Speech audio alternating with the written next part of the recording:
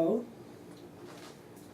moving on with this old brewing apparatus, the filter goes in, then a cone that keeps the coffee grinds from touching the filter directly goes in here in the bottom. And then this piece, it's like a plastic piece, fits on top of, once you put the grinds in, it goes on top of the grinds to help keep them in place so that when water is poured in, they don't get dislodged and moved around too much. Then, in the old-fashioned brewer, you would have removed this funnel top, filled this with water, put this back on it, and it actually has a little filter made out of some sort of crystal resin to filter the water, and then you'd flip it over and let it drip onto the coffee. I don't use this glass one because it doesn't hold enough water or coffee grinds. I just kind of like it as a little decoration and reminder of how coffee was made long ago. The newer, so we'll put this aside here.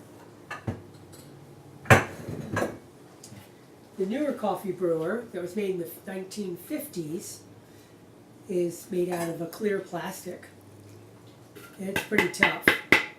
And the first thing you would do is put a small rubber cork in the bottom of this. That would keep liquid from flowing out of it. Then put it on top of the same type of coffee pot. Take our filter, press it into place. The newer piece that fits on top of the filter is a little darker plastic. And it goes on top of our fiber filter. Then take coffee, ground coffee. When I buy it in the coffee store, have it ground, I tell them to grind it to number 7. That's the grind. But if you have your own coffee grinder, or if you're just buying it from the store already ground, you'd want a medium grind, and that would be fine. It says also in the instructions that if you use a lower grade coffee, it still turns out really good. I haven't experimented with that. I use as best grade of coffee I can afford, so that I don't experiment with a $10 pound of coffee. The savings from cheap coffee to expensive coffee is only a couple of bucks, so I haven't experimented with that yet. But I guess if you got coffee given to you, or if you're used to drinking regular, some particular brand, I would give it a try. So then this piece has replaced that orange colorful plastic piece. It's just a disc that holds the coffee in place. And we want the water to be fed into this very slowly. So this is the water holding portion, and it has a very, very small hole right in the center. And so a tiny stream of water comes out of it, just a little more than a drip. That sits on top. And then we add some water. I add about half a gallon of water, 64 ounces.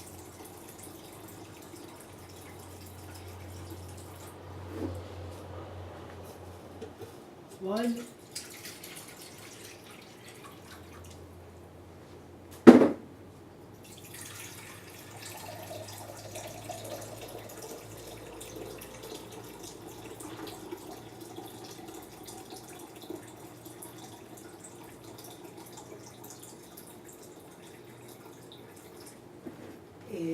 2 quarts. And put the cover on. Okay, at this point now the water is streaming out of the bottom very slowly in a kind of a almost a needle thin stream.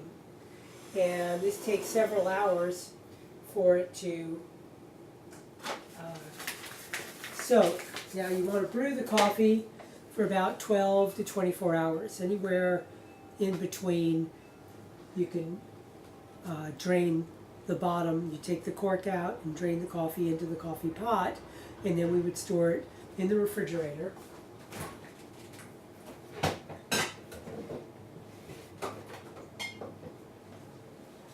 In a container like this, and that's what the concentrate looks like.